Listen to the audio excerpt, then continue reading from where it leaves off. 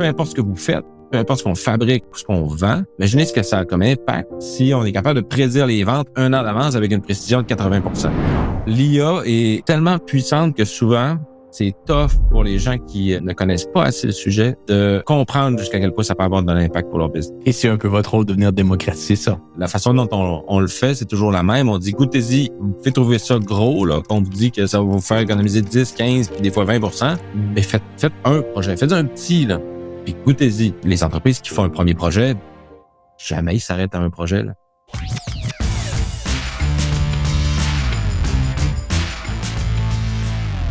Hugues Foltz, vous êtes vice-président exécutif de Vauban, une entreprise québécoise qui se spécialise dans l'intelligence artificielle appliquée et la transformation numérique. Depuis que vous avez rejoint l'entreprise en 2018, l'organisation a connu une croissance impressionnante, renforçant sa position de leader dans le domaine de l'IA.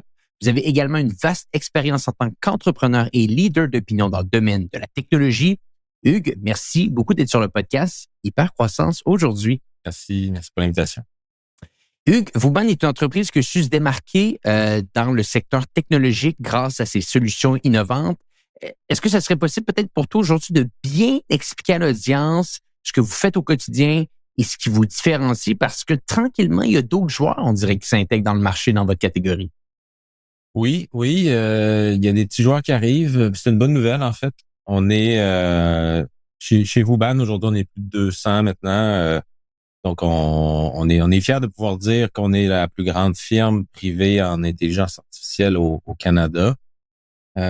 Qu'est-ce que ça fait après ça, une firme en intelligence artificielle? C'est qu'on déploie, en gros, des solutions qui incluent de l'intelligence artificielle chez nos clients. Pourquoi? Pour résoudre des problèmes. Donc, on veut rendre nos clients soit plus performants au niveau de leurs opérations, soit déconnecter une certaine dépendance à la main-d'œuvre, soit changer leur façon de faire, révolutionner leur modèle d'affaires, etc., etc. Donc, il y a plein de façons d'utiliser l'IA. Et pour ce faire, l'IA va être moteur de ce changement-là ou de cette résolution de problème-là. Mais autour de l'IA, il faut quand même une quantité d'autres expertises, dont la programmation, la maîtrise des données, donc tout ce qui est infrastructure cloud, infrastructure de base de données. Donc, il y a le différenciateur, peut-être pour bien répondre à ta question, c'est que chez Vauban, justement, on a sous un même toit, chez nous, toutes ces expertises-là. Donc, on accompagne vraiment nos clients dans un modèle clé en main, dans la réalisation de leurs projets, de l'identification de quels sont les bons premiers projets, jusqu'à la livraison mise en prod dans leur environnement de travail de ces fameux projets avec de l'intelligence artificielle à l'intérieur. Fantastique et bon. Peut-être on pourrait revenir un petit peu en arrière ici, parce que tu as une carrière en entrepreneuriat. Tu as fondé Elicom en 2002, une entreprise de formation en ligne, je crois bien. Je pense que tu l'as piloté pendant une dizaine d'années jusqu'en 2016. Peut-être tu pourrais nous ramener un peu à cette expérience-là, puis nous dire comment tout ça t'a forgé, comment tout ça a bien, j'imagine, lancé ta carrière professionnelle. Oui, Elicom a été une belle ride, quasiment 15 ans en fait, pour ainsi dire. On entend souvent dans ceux qui sont des jeunes entrepreneurs, puis les plus vieux, bientôt je le serai peut-être, là, plus vieux aussi, là, mais on entend souvent les banquiers dire rien de mieux que l'expérience, puis on va prêter de l'argent à ceux qui soit ont vécu ou qui ont montré un peu ce qu'ils savaient faire. Elicom a été une école dans ses débuts. Heureusement, ça n'a pas été une école tout le temps, là. On a réussi à faire quelque chose de vraiment hot avec Elicom, mais je dirais, quand tu as 22 ans, tu fais à peu près toutes les erreurs possibles et impossibles. C'est compliqué. Donc, ça, je l'ai fait. et je les ai toutes faites. Fait que ça a été une magnifique ride. Et on a amené Elicom jusqu'à ce qu'elle soit rachetée par le groupe LCI Éducation à On Montréal. l'a vu sur le podcast, d'ailleurs. Ah oui, c'est Ouais. Claude qui est venu? Oui, Claude qui est venu sur le podcast. Ouais, Claude Marchand, qui est devenu un ami aujourd'hui, avec qui j'étais en vacances cet été, justement. Fait que, en gros, Elicom, c'était hot, puis quand t'es jeune, comme 22, 25 ans, j'avais rien à perdre, là. Fait que c'était Bien parfait. sûr. Tout ce que je détenais ou je possédais, ça tenait dans mon petit appartement à Charny ou dans un sac de poubelle, c'était pas pareil.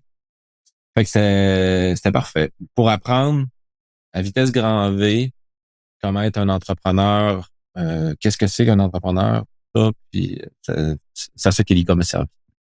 Et comment cette transaction s'est faite à la fin avec LC? Comment tout ça s'est mis en place avec Claude et l'équipe? Ben, ça s'est bien fait. C'est le fruit du hasard qui a fait que Claude et moi, on s'est rencontrés. Puis, on a rapidement découvert qu'on avait des atomes crochus puis qu'on avait du fun à faire de la business ensemble. Et ce qui devait être un partenariat d'affaires s'est avéré être crémer de voix à vendre. Puis, ben, un peu, mais pas tant. Puis, finalement, la transaction s'est effectuée sur 5 ans. Donc, c'est une transaction progressive. Et tu restes un petit peu dans l'entreprise pendant ce temps-là. Est-ce que c'est comme ça que ça s'est fait? À part pendant les 5 ans. Puis, après ça, je lui ai laissé le bébé, puis j'ai dit, hey, poursuis, moi, je vais aller partir autre chose. Intéressant. Par la suite, je pense que tu fais un petit transfert chez Optel où est-ce que tu as pu toucher, si on regarde bien ton curriculum, à l'intelligence artificielle pour une des premières fois. Une organisation que tu es resté près de 2 ans là-bas. Est-ce que c'est là que tu as eu la piqûre un peu pour l'intelligence artificielle? Est-ce que c'est là que tu t'es rendu compte de l'impact que ça pouvait avoir? Tout à fait. En fait, j'avais eu déjà, quand Helicom, ça s'est terminé en 2016. Puis l'IA commençait, j'aurais démontré ses capacités, tout ça.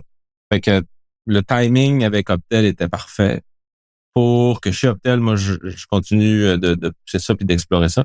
Et effectivement, dans ce que j'ai fait chez Optel, c'était entre autres ça, c'était de la mise en place. J'avais une division à créer. Louis Roy m'avait confié la création d'une division et d'une offre de services associés à tout ce qui était intelligence artificielle, automatisation, industrie 4.0 qu'on appelait le buzzword de l'époque. Puis vraiment, je suis tombé dans le bain de l'IA et là, j'ai vraiment vu le potentiel que pouvait avoir l'IA, toute industrie confondue, puis même genre planétaire. Là. Donc ça, parce que Optel était aussi dans différents pays, dans différents marchés, fait que ça m'a permis d'avoir une perspective internationale sur comment l'IA allait vite ailleurs versus chez nous, puis comment ça se déployait bien ailleurs aussi. Intéressant. Bon, on peut voir que tranquillement, on approche de ton arrivée chez Vauban en 2018. C'est quoi qui t'a attiré dans l'organisation? Parce que si je me trompe pas, en 2018, l'organisation était peut-être qu'à ses débuts dans l'IA. Elle était en affaires depuis un certain temps maintenant, mais je pense que c'est là que ça devenait sérieux. Qu'est-ce qu'il y avait d'intéressant dans le discours? Qu'est-ce qui te fait changer d'emploi? Ben, on était, Optel a été une belle aventure, mais Optel a aussi mis en lumière le fait que j'étais fait et né pour être un entrepreneur. Donc, je pense que on est avec ça, puis c'est plus génétique qu'autre chose, là, peut-être. Mais en tout cas, dans mon cas. Puis cet aspect-là était ce que je cherchais. Donc, j'ai été chanceux parce que c'est PricewaterhouseCoopers, c'est PwC qui m'a pointé vers Vauban et vice-versa. Donc, et encore une fois, moi puis Kevin Moore, qui est un des fondateurs, qui est mon associé aujourd'hui, et on n'est plus que 2 maintenant, là. Donc, on a également, un peu comme moi puis Claude à l'époque, là, on a pas mal connecté et de là, l'histoire s'est écrite. Donc, on s'est dit, crime, moi, il savait, je pense, où tout ça pouvait aller. Il connaissait mon track record. PwC avait pas mal vendu qui j'étais ou ce que j'avais fait avant. Là. Puis moi, je voyais très clairement dans le potentiel. Le potentiel de Vauban, dès le début, était génial aussi parce que Vauban concevait des solutions logicielles custom depuis sa création. Donc, quand je suis arrivé, ça faisait déjà 7 ans, qui développait des solutions sur mesure, entre autres pour la défense nationale. Puis, on comprend que la défense nationale, c'est des environnements de développement extrêmement complexes, extrêmement exigeants. Tout ça colle parfaitement à ce que l'IA a besoin, c'est-à-dire des développeurs qui sont consciencieux, des systèmes qui sont hyper robustes, etc., etc. Donc, d'avoir et d'assembler une équipe en intelligence artificielle c'était le terreau parfait, hyper fertile pour venir créer ce que j'avais en tête, ce que je m'étais imaginé qu'on devait mettre en place et offrir comme service au Québec, entre autres. Intéressant. Et bon, si on regarde tout ça par la suite, l'intelligence artificielle, spécifiquement au niveau national, au niveau canadien ici, tu me le disais dans un autre entretien, c'est pas super développé, là. Peut-être tu peux nous dire un peu, c'est quoi l'analyse que tu fais des entreprises canadiennes? Où est-ce qu'on est rendu dans tout ça? T'as raison. En fait, ce qui est fou, c'est comme ça que je le dis souvent, c'est que je disais au début, on est 200. Puis 200, on est la plus grande entreprise privée en IA au Canada. Firme, il y a des entreprises qui développent des produits qui ont peut-être plus d'employés que ça, là, donc Cohere, qui est une belle start-up et autres. Mais je devrais pas être en mesure de dire ça. En termes simples et résumés, là, l'IA devrait être tellement en plein déploiement depuis de nombreuses années dans toutes nos entreprises ou pratiquement toutes nos entreprises à la grandeur du pays que des VUBAN, pour prétendre être le plus gros, je devrais dire, crème, on est 2000, on est 4000, je sais pas, là, mais on devrait être bien plus que 200.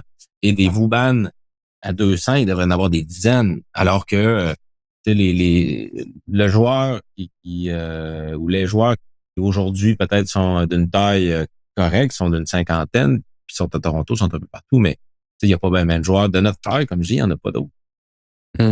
Ça en dit long sur le fait que l'IA n'est pas encore adopté à la bonne vitesse. Nos entreprises résistent, puis on a de la misère à les embarquer. Ils sont pas intéressés tant que ça ou clairement pas assez intéressés. Ils comprennent pas tant que ça comment ça marche. Nous autres, on reçoit des demandes pour faire des conférences dans des industries littéralement plusieurs fois par semaine. C'est une bonne nouvelle, mais tabarouette, il va falloir que ça s'accélère là, dans le sens où correct de démocratiser. Puis nous autres, on a le bâton de pèlerin depuis des années, on l'a dans les mains. Puis on donne des conférences, on donne des formations, on sensibilise. Mais il faut que nos entreprises se transforment, sautent dans la ride avec l'IA, sinon on va devenir, malheureusement, à l'échelle de la planète, les bons derniers. C'est quoi la grosse différence avec les Américains? Ben, les Américains, ils n'étaient pas si en avance que ça, contrairement à ce qu'on peut penser. Qui est en avance dans ce cas-là? L'Europe. L'Europe est en avance. L'Europe est en avance. L'Asie est à des années-lumière de nous. Il y a eu plein de bons bouquins. D'ailleurs, il y a un excellent bouquin qui était China versus Silicon Valley. Là. Donc, si vous voulez vous donner une bonne frousse, moi, je vous invite à lire ça. On est loin. Puis les États-Unis l'étaient aussi. La nuance, c'est que depuis, ils ont fait le American AI Act, qui est une politique, une incitation, qui incite toute entreprise américaine à investir pour intégrer l'IA dans leur façon de faire, dans leur pratique d'affaires. Donc, on encourage, puis au Canada aussi, on fait, le gouvernement fait vraiment de son mieux. Là, moi, je vais surtout pas lancer des tomates à notre gouvernement. Ils ont tout épuisé la banque de buzzwords, faut le savoir. Passé par les manufacturiers innovants, par Industrie 4.0. Ils ont fait la tournée, là je parle Québec, mais c'est vrai à l'échelle du Canada. Il existe le programme Scale AI qui subventionne à hauteur de 50% des projets en IA pour des projets qui partent de choses qui peuvent chiffrer en millions de dollars. Je veux dire, nos gouvernements sont conscients, nos entreprises restent sur les starting blocks à dire, ouais, sûr. Pendant ce temps-là, les Américains, dans les 3-4 dernières années, alors qu'on était à peu près égal, c'est-à-dire pas automatisé mieux l'un que l'autre, qui ont mis énormément de cash. Et là, on voit arriver parce qu'on arrive, nous, dans le marché américain en ce moment, et on voit arriver des solutions en intelligence artificielle dans les usines, on voit arriver de plus en plus d'IA un peu partout dans les grandes entreprises américaines, alors que chez nous, il y a encore cette motadite hésitation. Là. Puis, il faut que ça arrête. Intéressant. Bon, peut-être qu'on pourrait également peut-être regarder les entreprises qui, elles, sont un peu plus loin parce que vous avez des très beaux cas sur votre site Internet, vous avez des très beaux case studies, qu'on pourrait dire de la sorte, des entreprises qui ont augmenté considérablement leur productivité. Peut-être que tu pourrais nous mettre de l'avant certaines de ces organisations-là, juste pour nous expliquer, pour les entrepreneurs qui nous écoutent aujourd'hui, qu'est-ce qu'on peut attendre dans le futur d'une firme de service spécialisée en intelligence artificielle qui est capable de venir augmenter notre productivité? En fait, il y a pas de chiffre qui va être applicable à toute entreprise d'abord. Là. Ouais. Mais ce qu'il faut savoir, c'est qu'on peut penser que dès que l'humain calcule ou planifie, on va toujours avoir en fait, on est vraiment pas bon à faire ça. La première des choses, c'est l'humain a une capacité de calcul et de gestion des variables extrêmement limitée. Ça veut dire quoi? Ça veut dire que si on est un planificateur de production en usine, on planifie des transports en camion, des livraisons, des quoi que ce soit, on peut pas, puis il y avait une belle étude à MIT qui chiffrait ça, l'humain va gérer adéquatement 5 variables. Ça veut dire quoi? Ça veut dire que si tout le monde, on fait, mettons, les horaires pour une semaine de travail de 5 employés, on va être bon. On en met un 6e, c'est terminé, on est plus bon. On est juste plus performant. Et il existe des classes d'algorithmes qui sont spécifiquement faites pour ceux qu'on appelle des algorithmes de recherche opérationnelle ou d'optimisation combinatoire, qui viennent régler des cas et amener cette productivité à des niveaux que jamais, encore une fois, l'humain pourra atteindre. Si on n'utilise pas ces algos-là, on n'est pas bon. Le meilleur exemple, c'est Google Maps. Google Maps qui vous calcule le chemin le plus rapide en considérant le trafic, les lumières, la météo, les limites. C'est de l'optimisation combinatoire. Quand tu lui donnes ton point de départ, point d'arrivée, c'est ce qu'il fait. Versus nous autres qui iraient au dos mouillé, je vais passer par mon raccourci habituel. C'est à peu près comme ça qu'on peut s'imaginer qu'on agit également en entreprise. Maintenant, quand on regarde ça, c'est le minimum retour sur investissement pour des projets comme ça en automatisation, de la planification, du scheduling ou de tout ce qui touche à la planification en général, c'est du 10 à 15 %. Fait qu'on laisse sur la table carrément 10 à 15 % de profit. Quand on regarde après ça toute la capacité de prédiction des algorithmes, aujourd'hui, on a des algorithmes qui vont prédire les ventes, qui vont prédire la demande, qui vont pouvoir répercuter sur les stocks qu'on garde ou qu'on garde pas, sur les achats qu'on va faire ou ne pas faire. Donc, en prédiction de la demande, on a des algos qui vont être tout à fait en mesure de scorer ce qu'on va appeler de la précision en prédiction. C'est du 1 an d'avance. Donc, c'est toujours notre échelle en prédiction des ventes. On essaie de se comparer avec des années antérieures, puis dire, j'aurais pu prédire mes ventes 12 mois d'avance avec quelle précision. Et on a des algos qui aujourd'hui prédisent les ventes avec une précision de l'ordre de 80 à 85 %.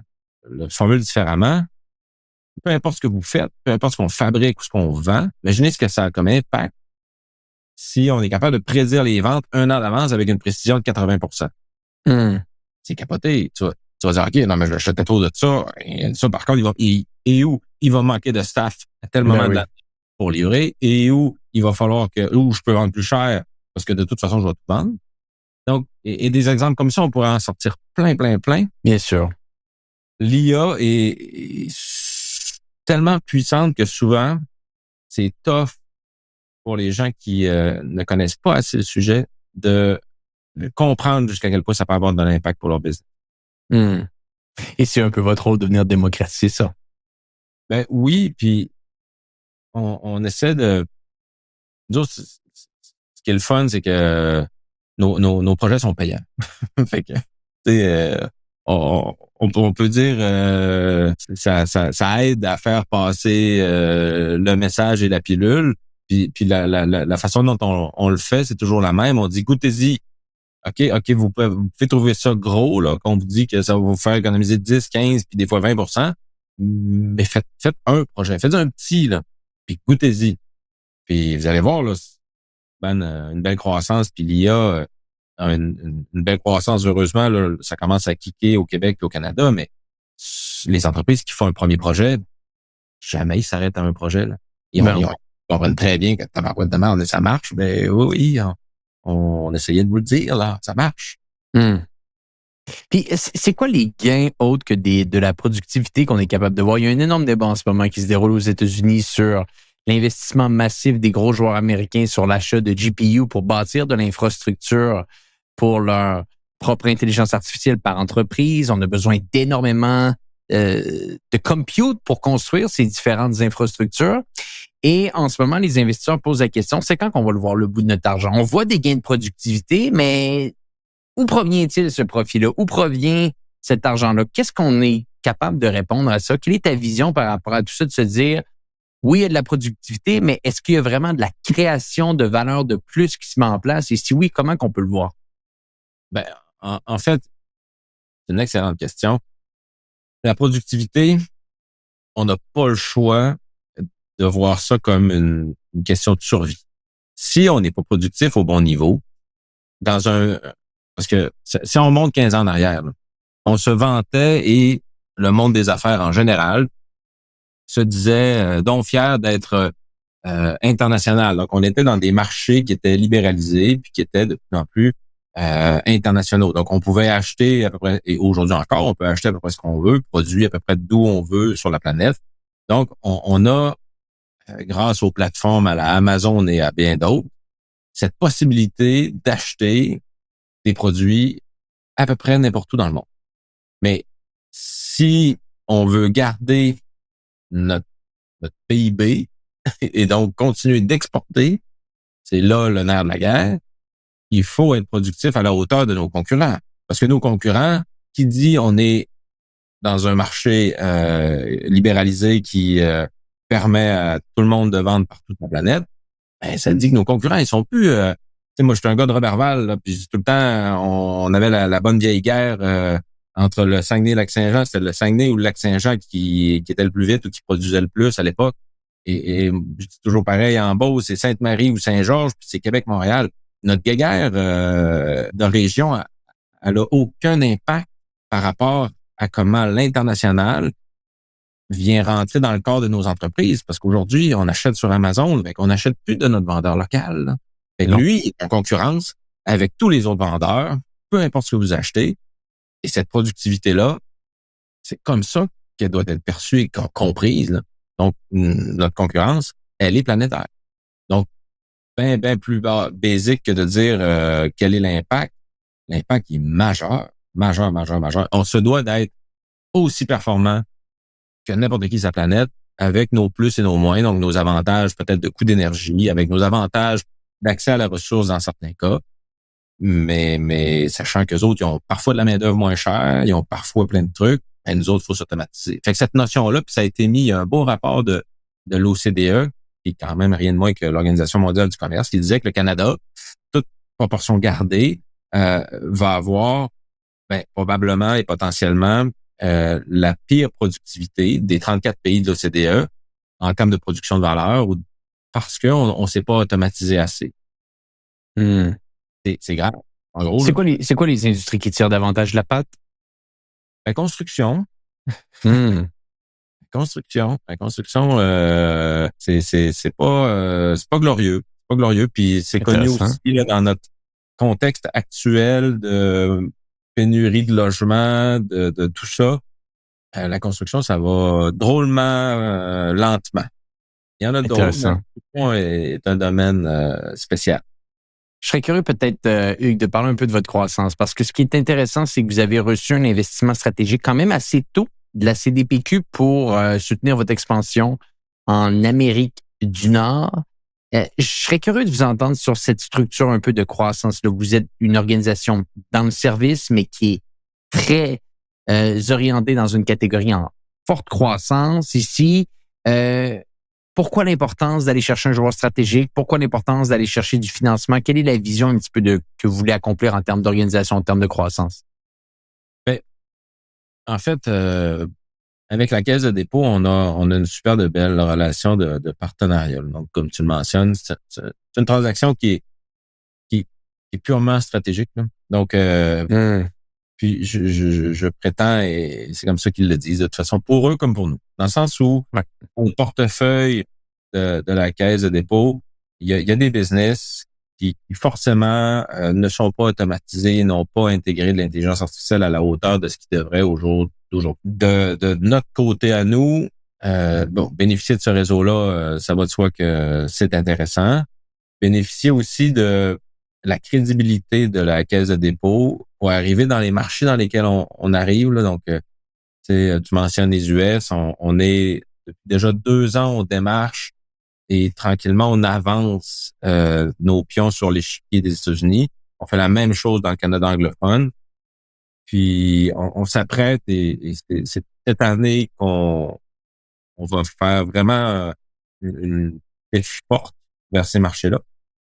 Donc, on a timing pour timing, laisser rentrer la caisse pour aussi aller chercher ce niveau conseil, parce que c'est méconnu, mais la caisse, c'est ton partenaire qui investit l'argent des Québécois dans des entreprises dans lesquelles elle croit. Donc, on est déjà très fiers de faire partie de ça, de cette gang-là. Donc, ils croient en nous, ça, c'est clair. Puis, ce qu'ils offrent dans ce partenariat-là avec les sociétés dans lesquelles ils investissent, c'est aussi du support à la croissance. Donc, on avait dans nos ambitions de croissance par acquisition, ils sont là pour être pour quand on veut faire un coup de sonde ou quand on a besoin d'un sounding board, ils sont là. On veut de l'aide, c'est une bonne idée pour acquérir plus vite ou on est en train de vouloir aller trop vite peut-être. Je pense on est dans un mode où on avait aussi besoin de quelqu'un avec moi puis Kevin autour de la table pour venir nous challenger puis s'assurer qu'on ne plante pas. Fait qu'on a le bon partenaire. Aujourd'hui, là, ça va faire ça a fait 1 an, en fait, que la caisse est rentrée. Là. Ils sont rentrés au début août de l'année dernière. C'est confirmé qu'on a choisi le bon partenaire.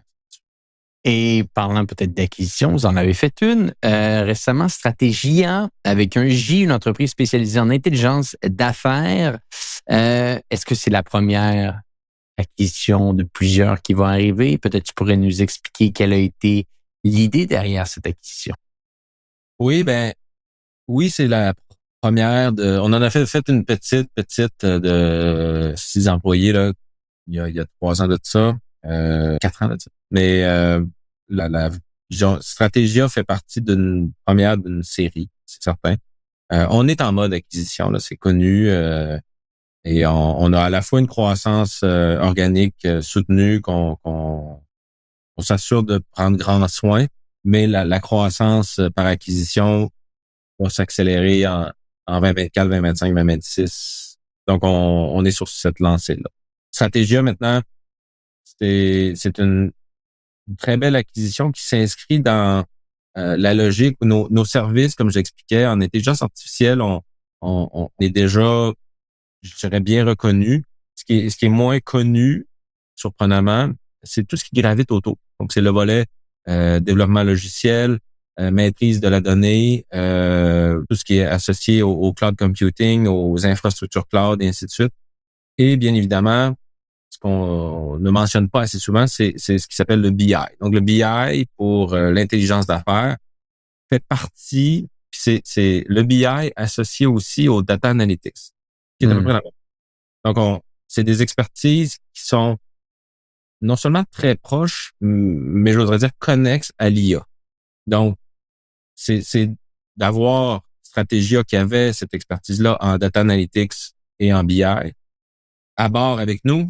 C'est un ajout juste stratégique. C'est une équipe qu'on avait déjà à l'interne, mais qui se composait de quelques joueurs. Là, on a fait avec Stratégia l'acquisition de 50 quelques personnes avec cette expertise bien pointue.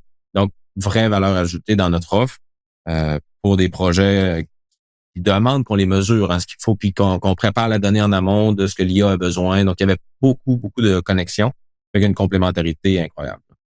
Et est-ce que vous regardez davantage des joueurs locaux, des joueurs internationaux? Parce que souvent, en acquisition, on peut vouloir augmenter notre offre de service. On peut également vouloir s'intégrer sur des marchés connexes, des marchés complémentaires. Quelle est la stratégie derrière cette vision de faire de la croissance par acquisition? La bonne réponse à ça, c'est que on est des entrepreneurs opportunistes. Donc, on dira jamais non à un bon deal. Mais la priorité reste de croître sur les nouveaux marchés sur lesquels on veut se déployer.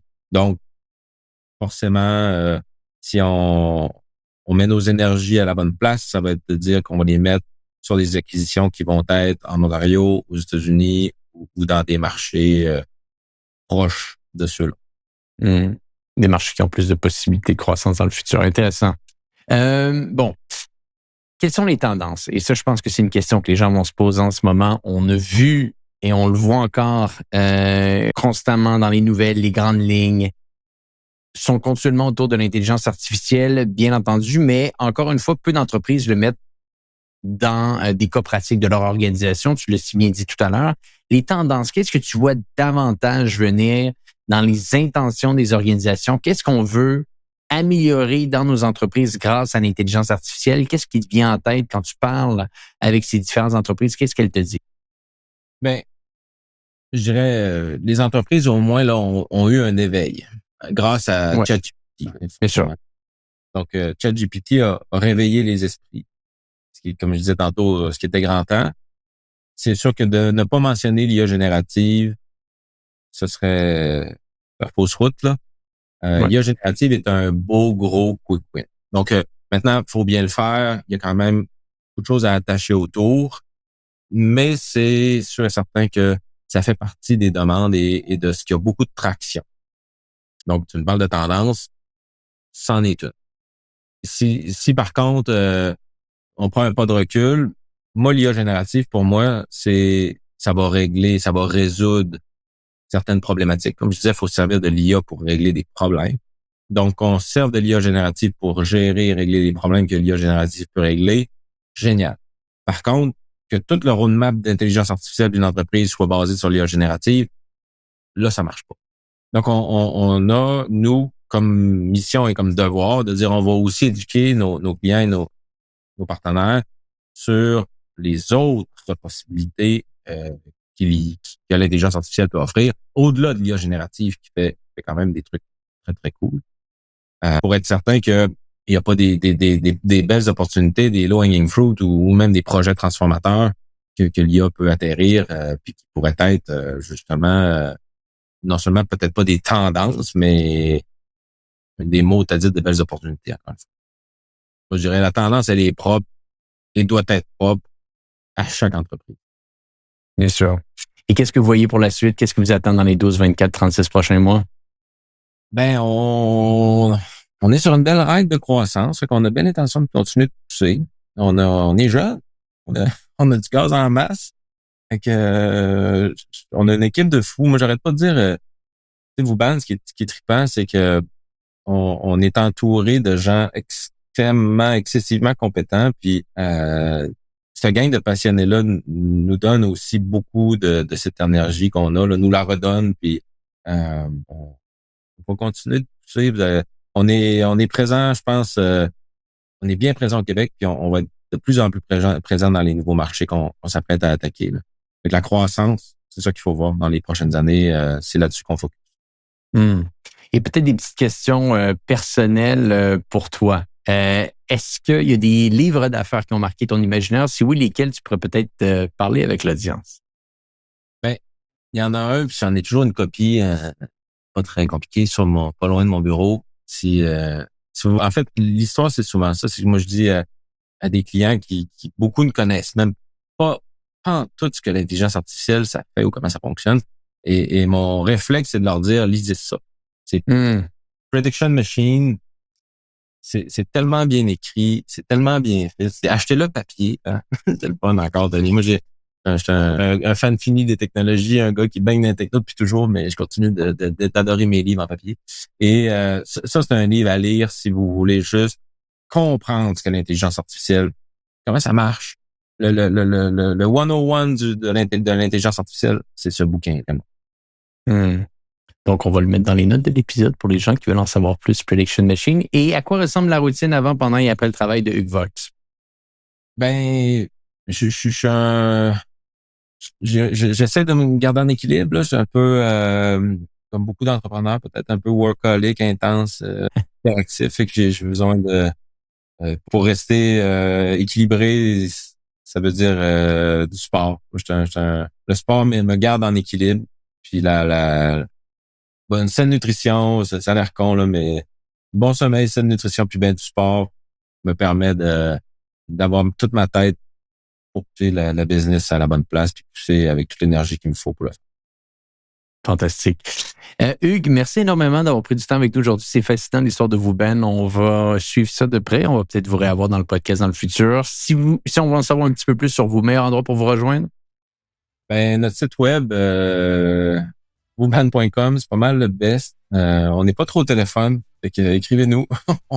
dans les nouvelles techno, nous autres, le courriel, puis on se fait clairement une vidéoconférence avec grand plaisir.